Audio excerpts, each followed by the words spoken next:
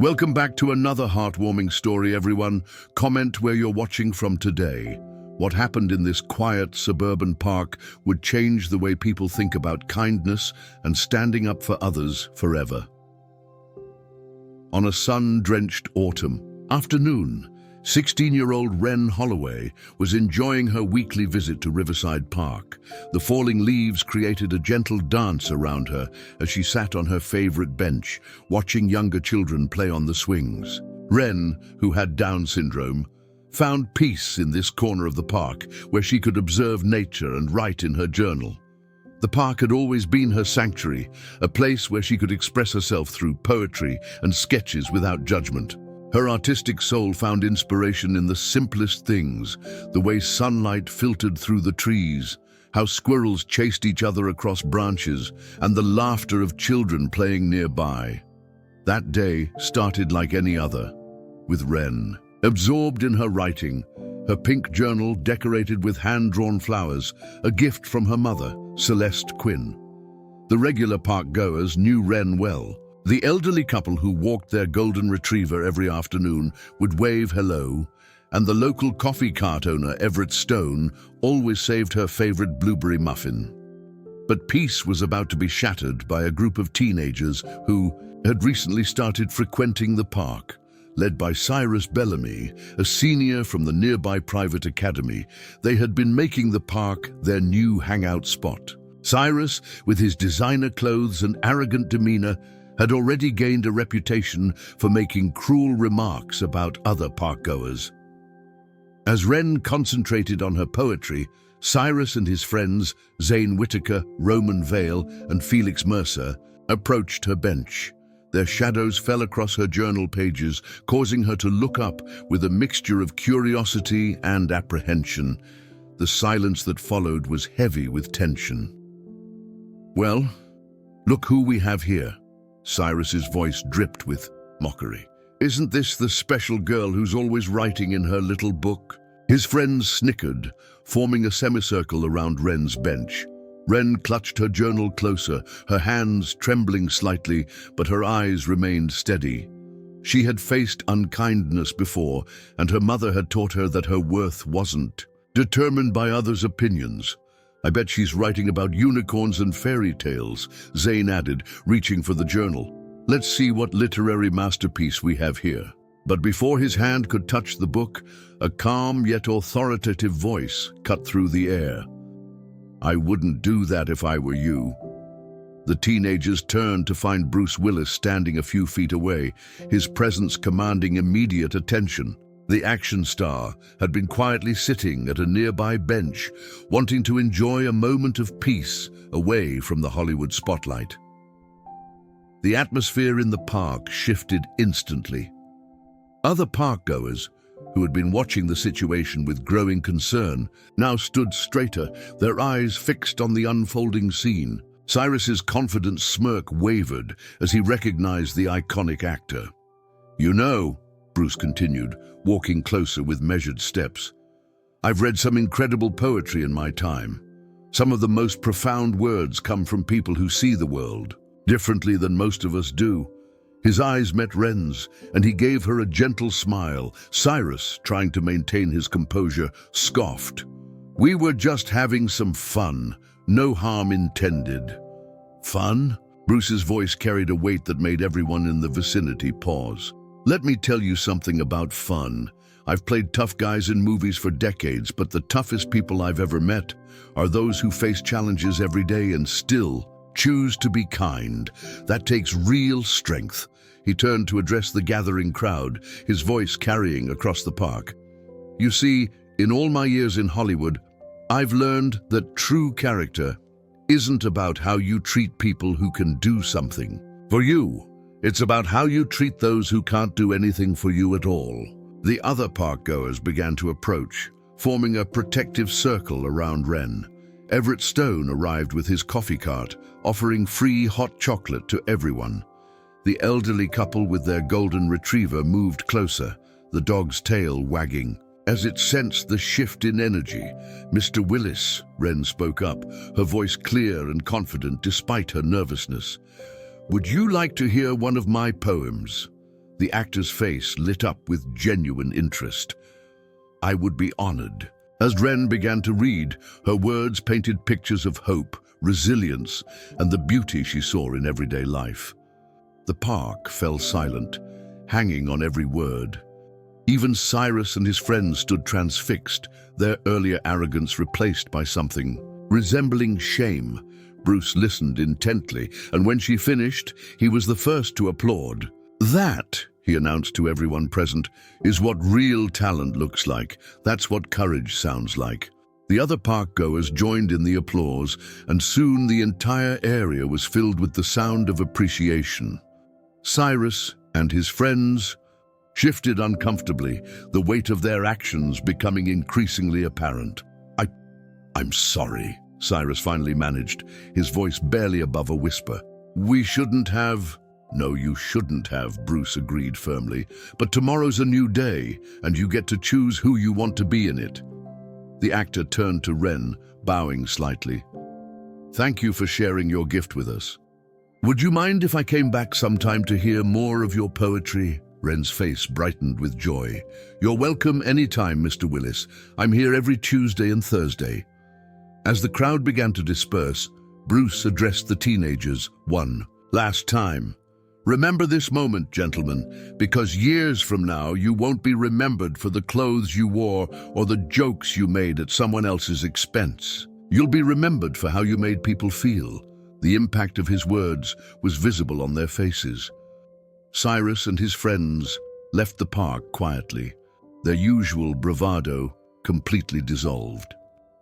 The regular park-goers gathered around Wren, sharing stories and expressing their admiration for her poetry.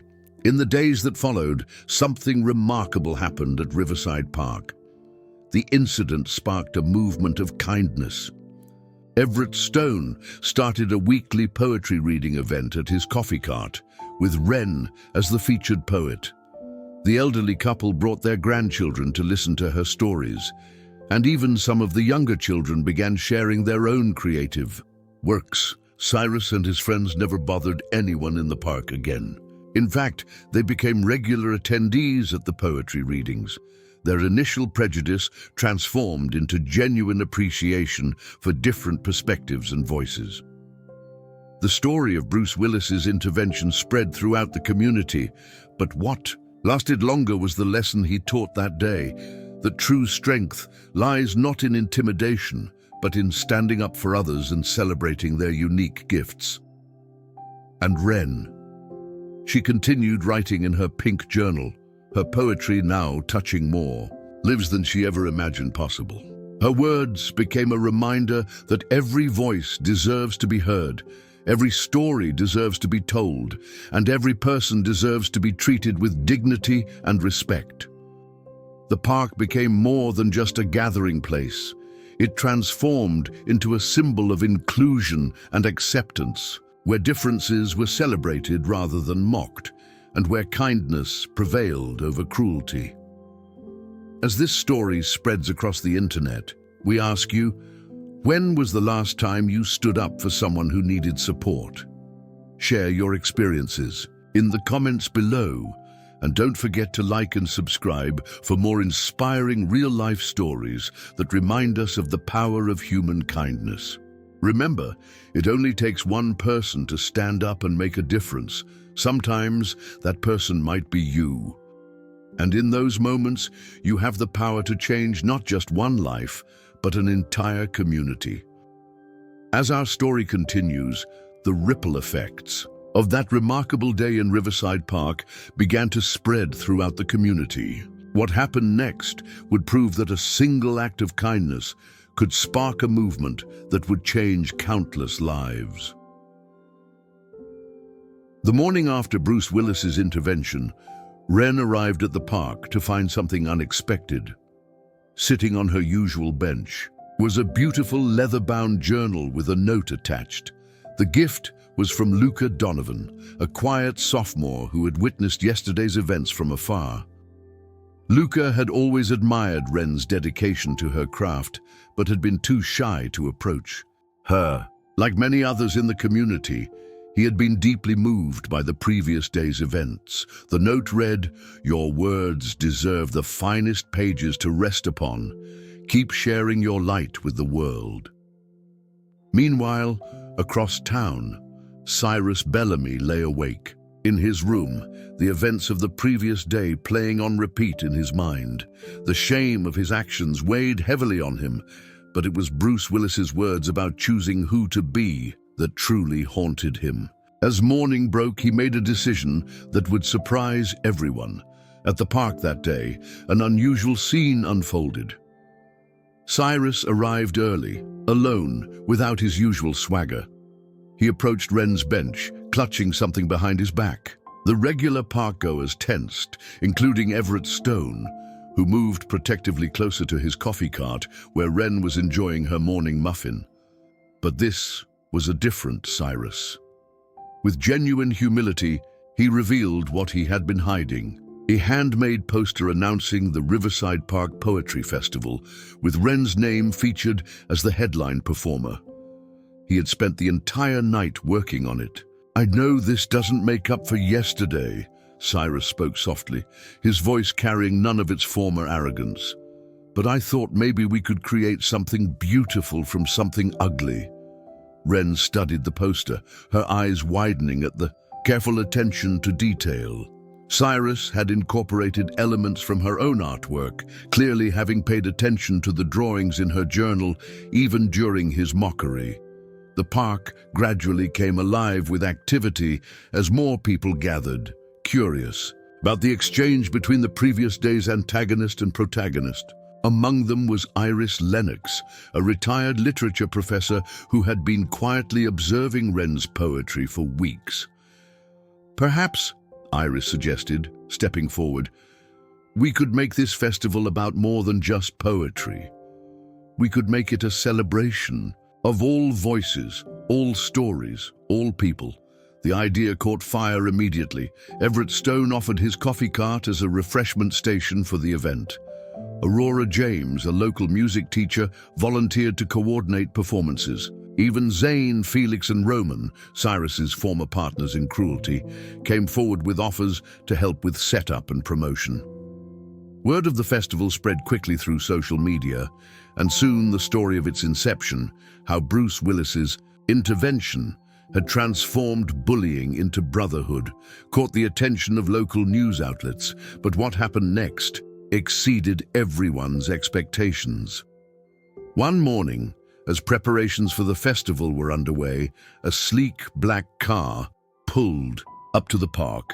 Out stepped Delilah Wynne, a renowned poetry publisher who had read about Wren's story online. She came with an extraordinary offer: to publish a collection of Wren's poems, with proceeds going toward establishing an arts program for young people with special needs. The festival itself became larger than anyone had imagined. Juniper Gross, a local artist, created an installation celebrating diversity and inclusion. Nova Wren, a dance instructor, choreographed a performance inspired by Wren's poems. The entire community rallied around the event, transforming the park into a vibrant celebration of art, acceptance, and human connection. On the day of the festival, something magical happened. People from all walks of life gathered in Riverside Park. Ophelia Blair, who had never shared her photography publicly due to anxiety, displayed her work proudly. Sage Delaney, a young musician who had been bullied for his unique style, performed with newfound confidence. But the most powerful moment came when Cyrus took the stage before Wren's performance. His voice trembling slightly, he addressed the crowd. "Yesterday, I was the villain in someone else's story. Today, I want to be part of writing a new one, a story where we celebrate what makes us different instead of using it as a weapon, where we lift each other up instead of tearing each other down." When Wren finally took the stage, the park fell silent. She opened her new leather-bound journal and began to read. Her words, once confined to private pages, now soared across the park, touching hearts and opening minds. As she read, something extraordinary happened. People in the audience began to share their own stories. Eden Locke, spoke about her struggle with depression and how poetry had saved her. Rowan Blair revealed his journey of accepting his autism. Each story added another thread to the tapestry of human experience being woven that day. Bruce Willis, true to his word, had returned for the festival. He sat quietly in the back, not wanting to draw attention away from the true stars of the day. But when Wren finished her reading, he was the first to stand in ovation, tears visible in his eyes. The festival became an annual tradition in the community, but its impact extended far beyond a single day of performances. Cyrus and his friends established a mentorship program where high school students worked with younger children with special needs, sharing art, music, and stories. Everett Stone's coffee cart became a permanent fixture in the park, now adorned with a poetry wall where anyone could share their words. The elderly couple who had watched the original confrontation unfold now hosted weekly storytelling sessions for neighborhood children. The transformation of Riverside Park became a symbol of hope for other communities.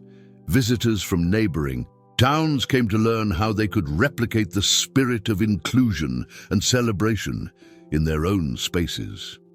But perhaps the most beautiful change was in the daily interactions that took place in the park. Where once there had been tension and fear, there was now understanding and acceptance. Children with different abilities played together on the playground. Teenagers helped elderly visitors carry their bags. Strangers became friends over shared stories and cups of coffee. Wren's pink journal, which had once been the target of mockery, became a symbol of resilience and transformation. She continued to write in it alongside her new leather-bound one, filling both with observations of the positive changes she witnessed each day. One afternoon, as the sun painted the sky in shades of orange and pink, Wren sat on her bench watching a group of children perform a play they had written. Among them was Cyrus's younger sister, performing alongside a child with Down syndrome, their laughter and joy infectious. Cyrus, now a regular visitor to the park for all the right reasons, sat down beside her. "You know," he said quietly, "I thought I was somebody when I was trying to make others feel small, but I never felt bigger than when I learned to lift others up." Wren smiled, adding his words to her journal.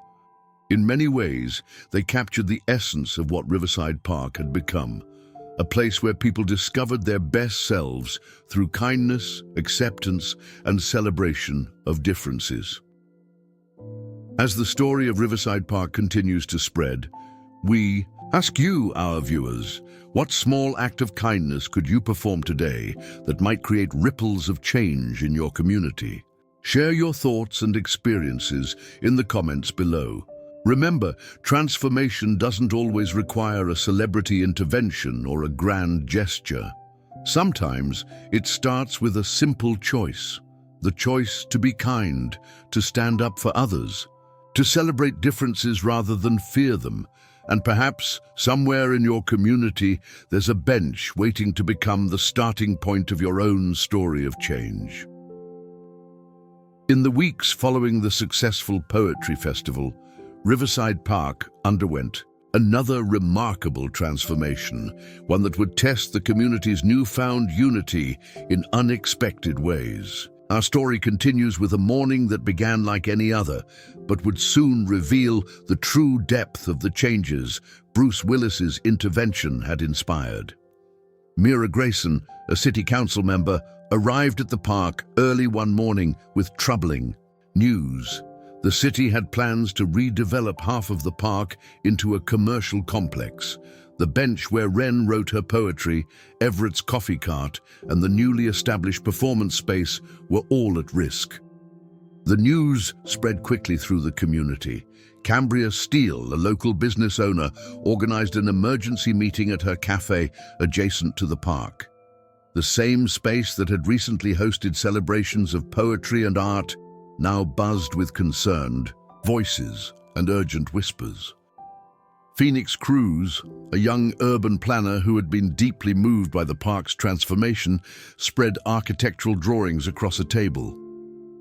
"They're calling it progress," she explained, "but they don't understand what they'd be destroying." As the meeting progressed, something remarkable happened. Cyrus Bellamy, once the park's antagonist, now stood as one of its strongest defenders. "This park isn't just a piece of land," he declared, his voice carrying the weight of personal transformation. "It's where people learn to see each other differently. It's where I learned to see myself differently." Livia Dean, a local journalist who had covered the poetry festival, began documenting testimonials from community members. Story after story emerged of how the park had become more than just a green space. It was a sanctuary of acceptance, a classroom of compassion, and a stage for unexpected friendships. That's when Wren arrived, clutching both her journals. The room fell silent as she made her way to the front. With unwavering confidence, she opened her leather-bound journal and began to read a new poem she had written that morning. "Concrete cannot grow kindness. Steel beams don't support souls. Our sanctuary of acceptance is worth more than profits." Goals. The simplicity and truth of her words struck a chord. Bellamy Ray, a retired judge in attendance, suggested they take legal action to protect the park as a historical and cultural landmark. Indy Vaughan, a social media influencer, began live-streaming the meeting, drawing attention to their cause. As word spread, support came from unexpected places. Dahlia Rhodes, whose corporate office overlooked the park, rallied her employees to sign petitions. Esme Lane, a grandmother who had witnessed the Bruce Willis incident, organized a letter-writing campaign to city officials. But the most surprising ally emerged when Paloma Cruz, the developer's daughter, visited the park to understand why there was such resistance to her father's project. She arrived during one of Everett's storytelling sessions, where children of all abilities were sharing their dreams for the future. As she watched, Wren approached her with a muffin and a gentle smile. "Would you like to hear a story?" she asked, opening her pink journal. The story she shared wasn't about protest or preservation. It was about transformation, about how a place could change hearts and heal wounds. Paloma listened, tears forming in her eyes as she realized what the community stood to lose. That evening, she had a long conversation with her father, sharing everything she had witnessed. The next day, she returned with an alternative proposal. Instead of developing the park, they would help enhance it. The community's passion had not just saved the park, it had inspired something greater. Paloma's new plan included accessible playgrounds, enhanced performance spaces, and a permanent structure for Everett's coffee cart, all while preserving the natural beauty and open spaces that made the park special. During the redesign process, every voice was heard. Freya Bell, a landscape architect with a brother who had Down syndrome, ensured all new additions were fully accessible. Nova Wren helped design a dance pavilion that could accommodate performers of all abilities. Juniper Cross created public art installations that celebrated the park's journey from conflict to community. Bruce Willis, hearing about the park's latest chapter, sent a video message of support that was played at the groundbreaking ceremony. "What you've created here," he said, "is more valuable than any development. You've built something money can't buy. A community where everyone belongs." The ceremony itself became a celebration of everything the park represented. Cyrus and his former friends, now park advocates, helped coordinate the event. Thea Whitman, a local chef, organized a community potluck where recipes and stories were shared alongside dishes. Wren, seated at her beloved bench, which now bore a small plaque, "Commemorating the day everything changed," wrote in both her journals. In the pink one, she captured the joy of the moment. In the leather-bound one, she composed a new poem about growth and preservation. As the sun set on the ceremony, Ilara Frost, an elderly resident, shared an observation that captured the park's significance. Some people see a park and think about property values. We see it and remember the value of human dignity. The story of Riverside Park's preservation spread far beyond the local community. Other cities began reaching out, asking for guidance on creating inclusive spaces that celebrated diversity and fostered understanding. The park became a model for how communities could resist development without creating division, how they could progress while preserving what mattered most. Calla Rivers, a documentary filmmaker, began recording interviews with parkgoers, capturing the stories of lives transformed by this special place. From Cyrus's journey from bully to advocate, to Wren's evolution as a voice for inclusion, to the countless small moments of kindness that occurred daily, each story added to the park's legacy. 1 year after the preservation victory, the park hosted a celebration that brought everything full circle.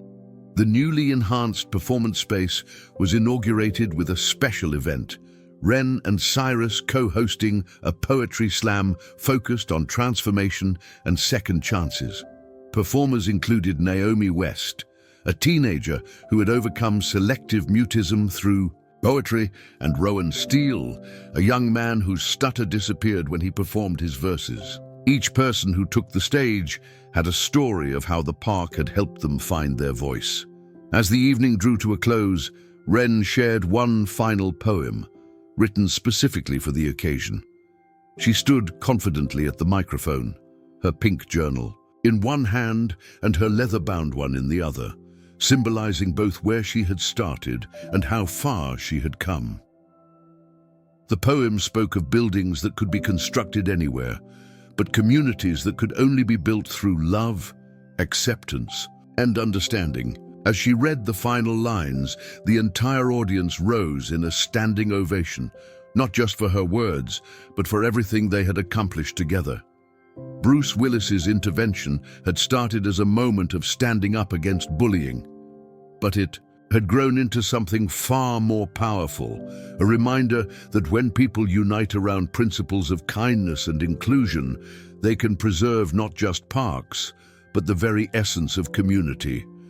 Today, Riverside Park stands as a testament to what happens when people choose to see the value in each other and in the spaces that bring them together. The bench where Wren writes continues to be a symbol of transformation. The coffee cart, a gathering place for sharing stories, and every pathway a reminder that the most important developments aren't built with concrete and steel, but with compassion and understanding. To our viewers watching this story unfold, we ask, what spaces in your community are worth preserving, not just for their physical beauty, but for their power to bring people together and transform lives? Share your thoughts in the comments below and tell us about the places that have helped shape your community's heart and soul. Because sometimes the most valuable real estate isn't measured in square footage or profit margins, but in the number of lives it touches and the stories it helps write.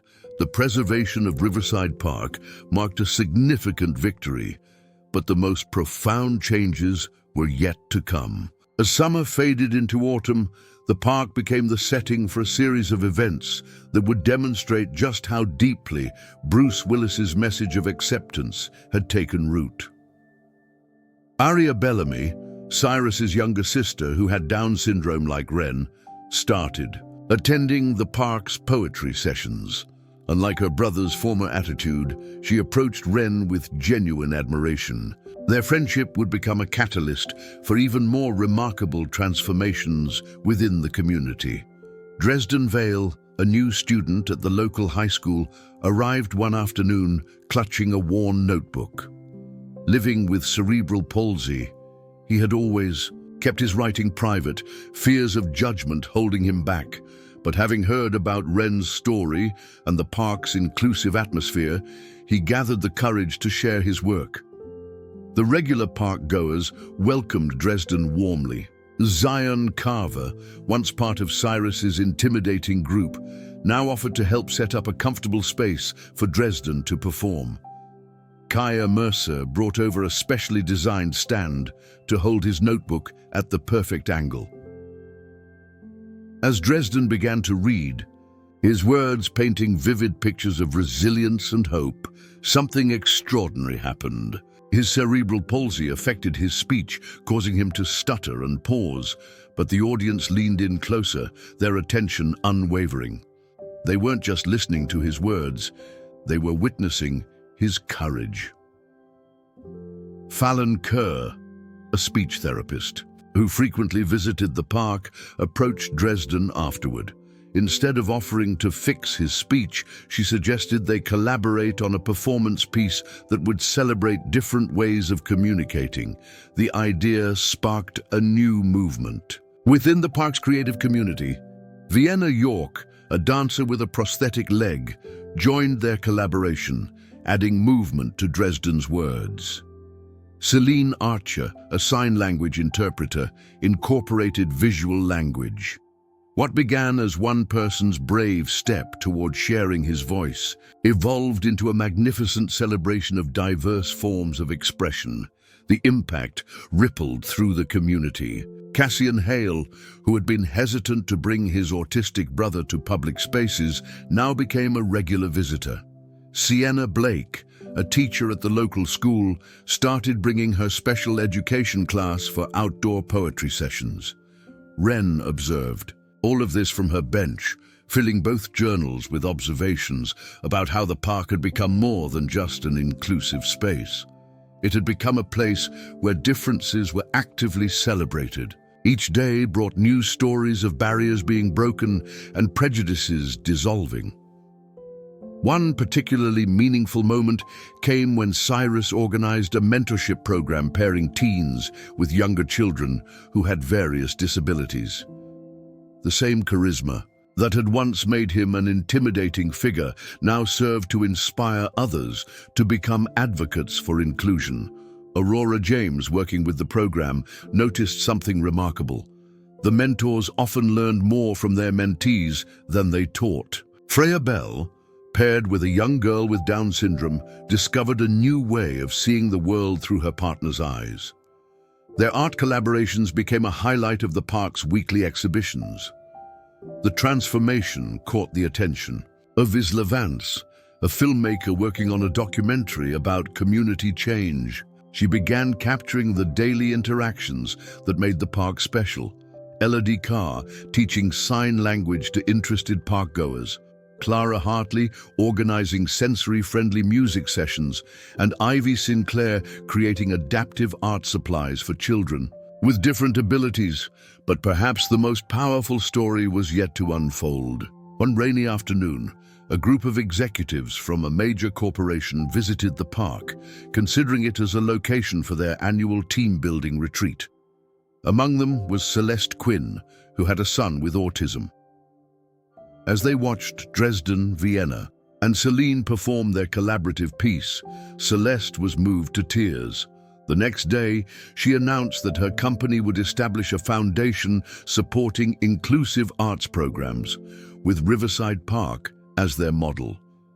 The foundation's first initiative was the creation of the Every Voice Matters Festival, a month-long celebration of artists with disabilities. Eden Locke coordinated performances, while Lyra Stone managed art installations. The event drew participants from across the country. During the festival's opening ceremony, Wren and Dresden co-hosted a poetry showcase. Their different ways of speaking, Wren's gentle clarity and Dresden's determined rhythm, created a beautiful harmony that captured the essence of what the park had become. Tessa Greer, a clinical psychologist, observed that the park had become more than a recreational space. It was a healing environment where people could be their authentic selves without fear of judgment. The impact on mental health and self-esteem was measurable and profound. Serafina Vale, whose dance studio overlooked the park, started offering adaptive dance classes. Hazel Maddox, a retired music teacher, began teaching inclusive music workshops. The park hummed with activity every day, each program reinforcing the message that everyone's contribution was valuable. Bruce Willis's intervention had set off a chain reaction that continued to yield unexpected benefits. The park became a case study in successful community integration, with urban planners and social workers visiting to learn from their model. Delilah Wynne published an anthology of poems written by park regulars titled Voices of Riverside.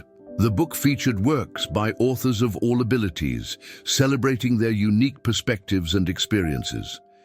It became a bestseller, with proceeds supporting the park's inclusive programs.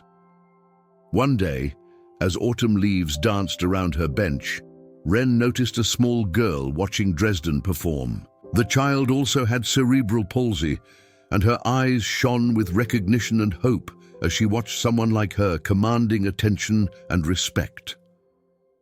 That evening, Wren wrote in her leather-bound journal, "Change isn't just about making space for different voices. It's about helping those voices realize they were always worthy of being heard." The park's transformation had proven that inclusion wasn't just about accessibility ramps and special programs. It was about creating an environment where everyone felt valued, where differences were seen as strengths rather than limitations. As winter approached, the park installed heated spaces to ensure year-round accessibility. Iris Lennox coordinated a winter storytelling series, while Nova Wren organized indoor movement sessions. The community's commitment to inclusion wouldn't be deterred by weather. The story of Riverside Park continued to evolve, each day bringing new examples of how a space could nurture understanding and celebration of differences. From Bruce Willis's initial stand against bullying, an entire movement had grown, proving that when one person chooses kindness, others will follow. To our viewers, we ask, how has someone's different perspective or ability enriched your life? What could you do to make your community more welcoming to all voices? Share your thoughts and experiences in the comments below, because in the end, the most beautiful symphony is the one that includes every voice, and the most powerful community is the one that celebrates every story. As winter blanketed Riverside Park in pristine snow, a new chapter began to unfold. The transformation that had started with Bruce Willis's intervention was about to face its greatest test, revealing the true depth of change within the community. Finian Garrison, a prominent real estate developer, arrived at the park one morning with his daughter, Ileana Overton, who had recently been diagnosed with autism. Despite his initial skepticism about the park's inclusive programs, he found himself moved by what he witnessed. Ileana, who had struggled in traditional social settings, blossomed in the park's accepting atmosphere. During one of Wren's poetry sessions, she surprised everyone by raising her hand to share her own story. Her words, though differently expressed, captured the attention of every listener. Jessamine Ellison, a neuropsychologist studying community inclusion, began documenting the unique dynamics at play in the park. She noticed how natural supports had evolved, how Joaquin Ashford, a teenager with ADHD, had become an unofficial welcoming committee for newcomers, and how Killian Bexley, who used a wheelchair, led nature photography workshops. The park's success attracted attention from unexpected quarters. Kira Langston, a state senator, visited to understand how this model of inclusion could be replicated elsewhere. What she witnessed moved her to propose legislation supporting inclusive community spaces statewide.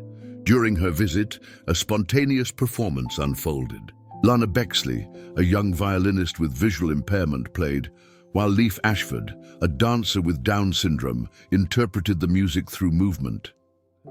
Their unrehearsed collaboration demonstrated the park's spirit of spontaneous acceptance and creativity. Merrick Archer, a behavioral specialist, observed that traditional therapy goals were being achieved naturally in the park's inclusive environment.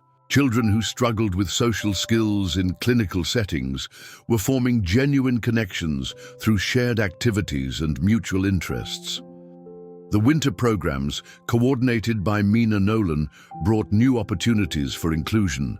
Nico Dunbar organized adaptive snow sports, while Noah Delaney led sensory-friendly wintercraft sessions. The heated spaces became gathering points where differences dissolved over hot chocolate and shared stories. Odette Fairchild, whose son had severe anxiety, discovered that the park's accepting atmosphere helped him overcome his social fears. Watching him join Odin Barlow's inclusive chess club marked a breakthrough that years of traditional therapy hadn't achieved. Paxton Archer introduced technology that helped make the park even more accessible. Working with Priya Fairchild, they developed an app that provided audio descriptions of park activities and navigation assistance for visitors with various needs. The park's transformation caught the attention of Quentin Archer, a documentary filmmaker who specialized in stories of social change. As he interviewed park-goers, a common thread emerged. The space had become more than just inclusive, it had become transformative. Quinn Bexley, who had initially visited the park to support her brother Killian, found herself transformed by the experience. She started a program pairing typically developing teens with peers who had different abilities, fostering genuine friendships rather than merely supportive relationships.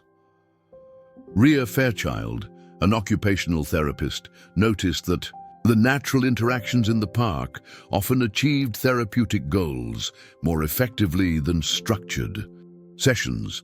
She began incorporating park visits into her treatment plans, using the inclusive environment as a therapeutic tool.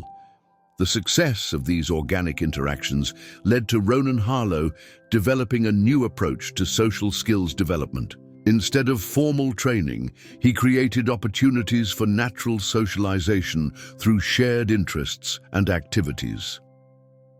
Sarai Foster's autism advocacy group chose the park as their meeting place, finding that the environment naturally embodied their goals of acceptance and understanding. The weekly gatherings became a model for how support groups could move beyond traditional formats. Stellan Archer, whose photography captured the park's spirit of inclusion, created an exhibition titled Different Light. His images showed moments of connection that transcended abilities and challenges, revealing the beauty in human diversity.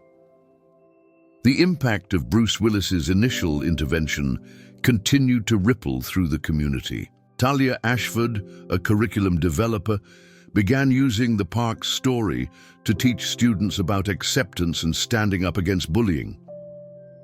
Thorne Archer established a scholarship program for students who demonstrated commitment to fostering inclusive communities. The first recipient was Ulrich Halstead, a teenager who had created an adaptive sports program inspired by his experiences at the park. Uma Archer's research on community resilience used the park as a case study, demonstrating how inclusive spaces strengthen entire communities. Her findings showed that when differences are celebrated rather than merely accommodated, everyone benefits.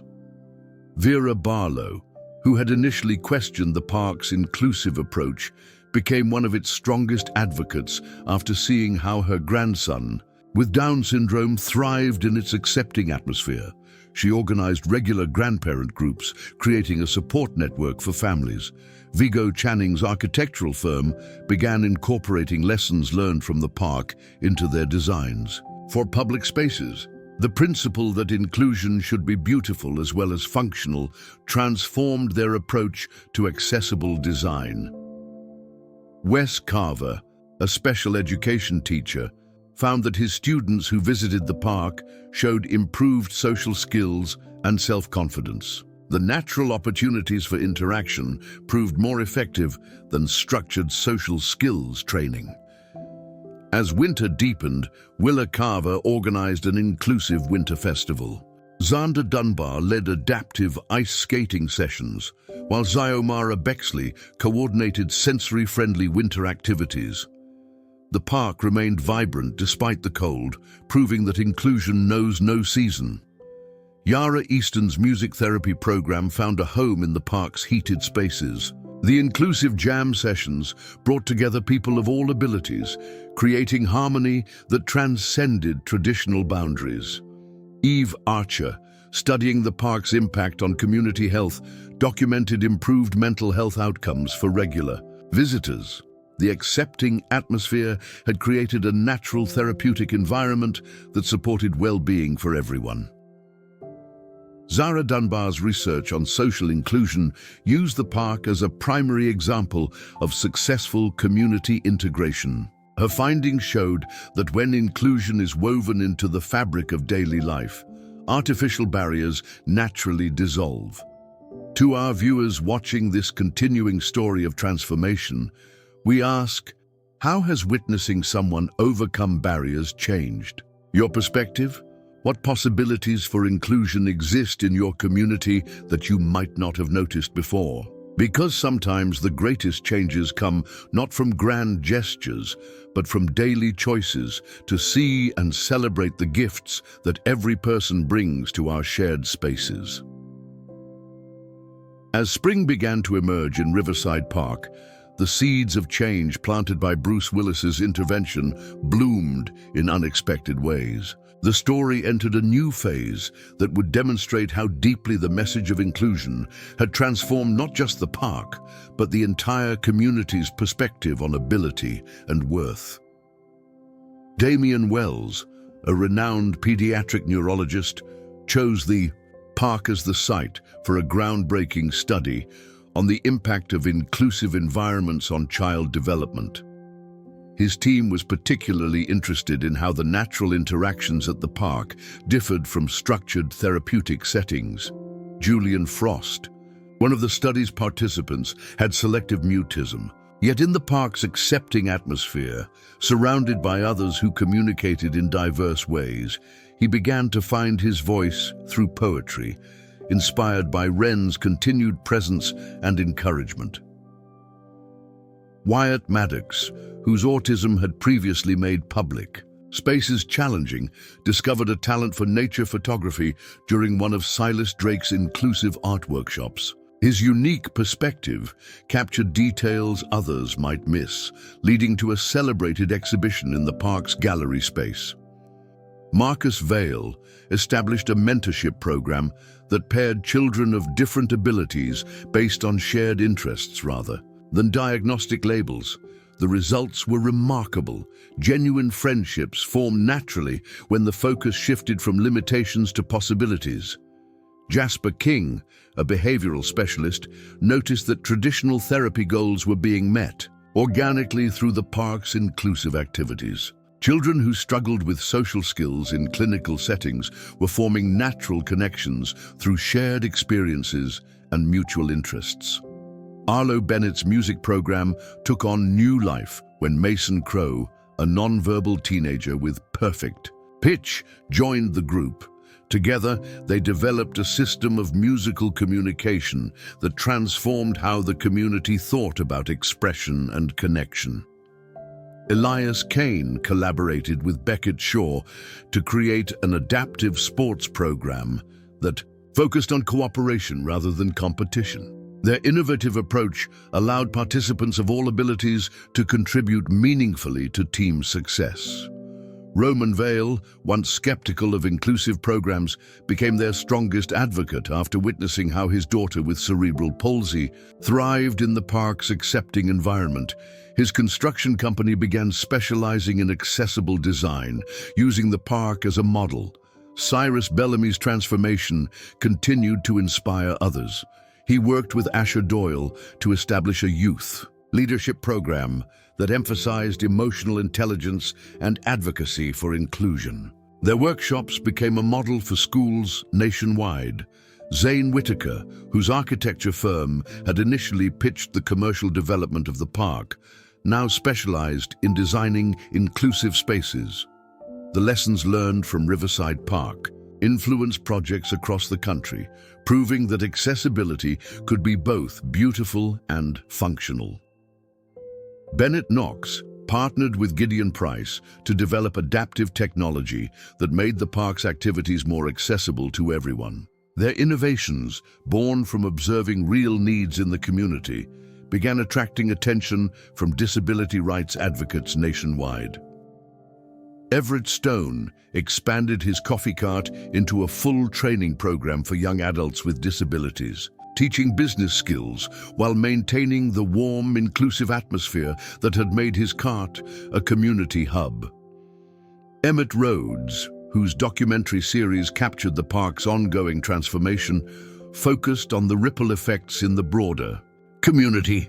Local businesses, inspired by the park's success, began implementing more inclusive practices and hiring policies. Maddox Reed's research on community resilience used the park as a case study, demonstrating how inclusive spaces strengthen social bonds and improve quality of life for all residents. His findings influenced urban planning policies across the state. The park's impact extended beyond its physical boundaries. Callum Ford, a special education teacher, noticed that students who regularly visited the park showed improved social skills and self-confidence in school settings.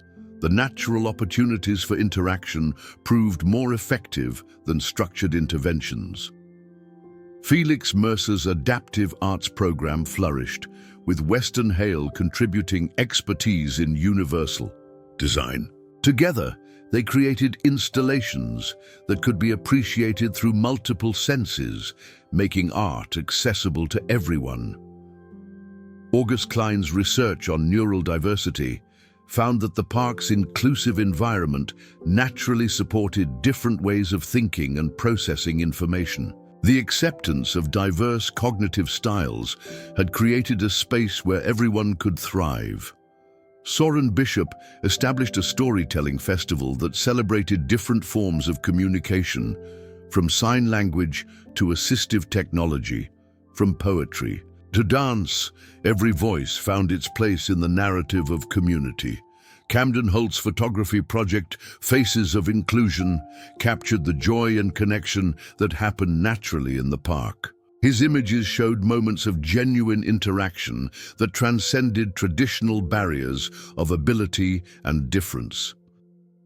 The park's success caught the attention of Phoenix Wilder, a state education official who saw potential for broader systemic change. The principles of natural inclusion demonstrated at Riverside Park began influencing educational policy and practice.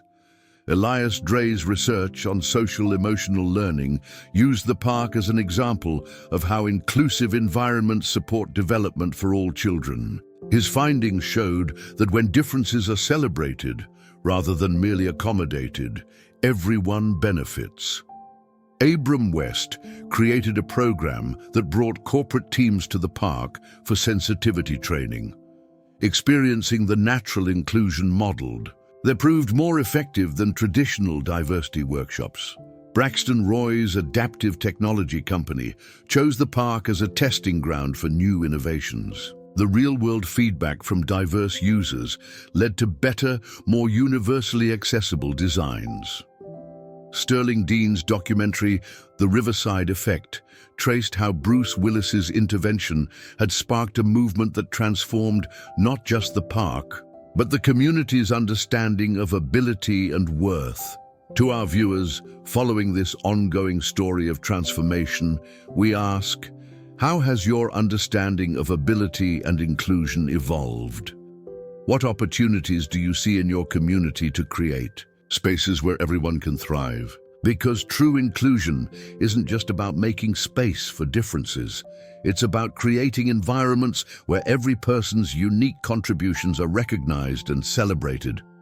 As our story reaches its conclusion, we return to Riverside Park, 1 year after Bruce Willis's intervention, where the ripples of that single act of kindness had grown into waves of lasting change. The transformation that began with standing up to bullying had evolved into a movement that would continue to inspire communities worldwide. Luca Donovan organized a special anniversary celebration, bringing together everyone who had been touched by the park's journey. Leela Monroe, a city planner, presented data showing how the park's inclusive model had influenced development projects across the region.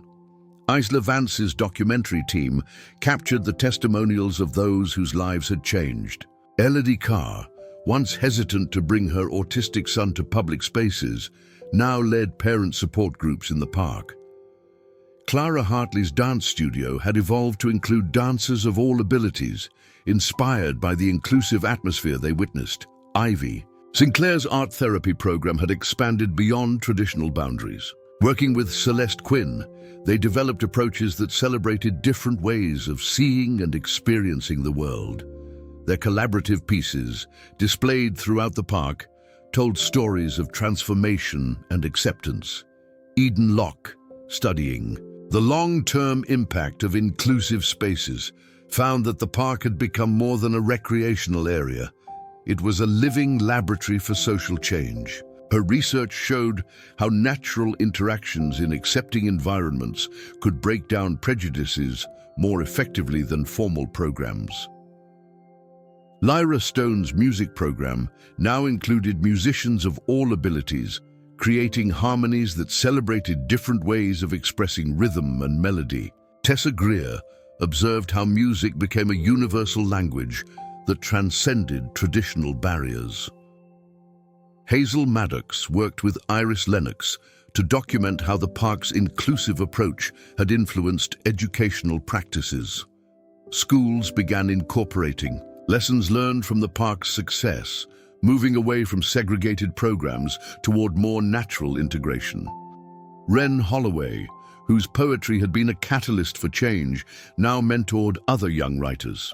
Her bench, once a target for bullying, had become a symbol of resilience and transformation. Both her pink and leather-bound journals were filled with stories of hope and connection. Bryn Carter's research on community health showed improved mental wellness outcomes for regular park visitors. The accepting atmosphere had created a natural therapeutic environment that supported everyone's emotional well-being. Evangeline Holt established a scholarship foundation inspired by the park's success to support initiatives promoting inclusive communities. Thea Whitman's architectural firm specialized in designing spaces that fostered natural interaction among people of all abilities. Noel Drake's photography exhibition, A Year of Change, captured the park's evolution. Images showed how relationships had formed across previously rigid social boundaries, how support had replaced judgment, and how differences had become sources of celebration rather than division. Bruce Willis made a surprise return visit on the anniversary.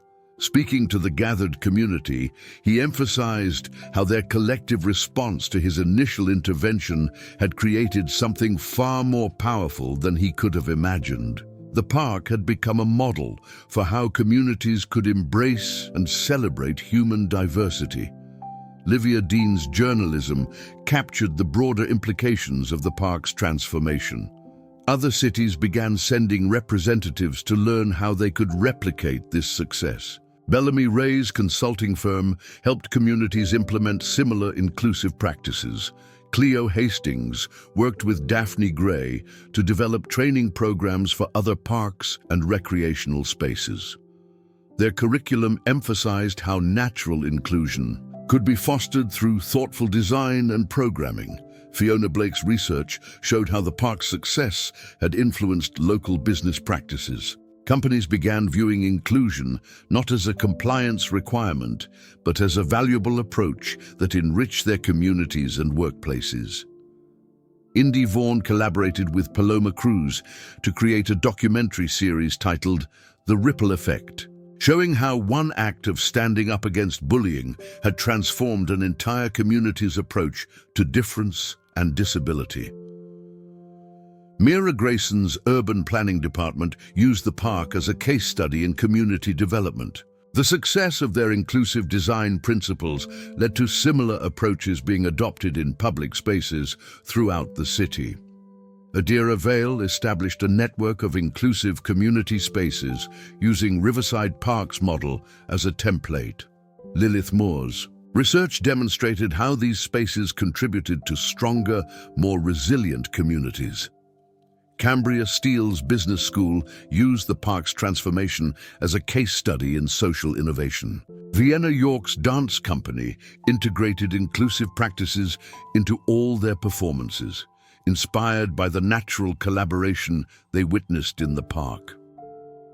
As the anniversary celebration continued, Wren shared a new poem that captured the essence of their journey. From one moment of courage, 1,000 kindnesses grew, teaching us that difference isn't something to subdue. In this space of acceptance, where every voice can soar, we've learned that true inclusion opens every door. The park had become more than just a success story. It was a living testament to what communities could achieve when they chose to celebrate rather than fear differences. The transformation that began with Bruce Willis's intervention had created a model for inclusive spaces that would continue to inspire change worldwide. To our viewers who have followed this remarkable journey, we ask, what will you do with the power to transform your own community? How will you stand up for inclusion and acceptance? Because every act of kindness, every moment of standing up for others, has the potential to create ripples of change that transform not just spaces, but hearts and minds. Remember, the story of Riverside Park didn't end with Bruce Willis's intervention. It began there. The real heroes were the community members who chose day after day to build on that moment, creating a space where everyone could belong. As you leave this video, look around your own community. Where do you see opportunities for inclusive change? What small act of kindness could you perform today that might grow into something transformative tomorrow? Share your thoughts and experiences in the comments below. Tell us about the inclusive spaces in your community or the changes you'd like to see, because every story of transformation begins with someone willing to stand up and make a difference. And who knows, maybe the next great story of community transformation will begin with you.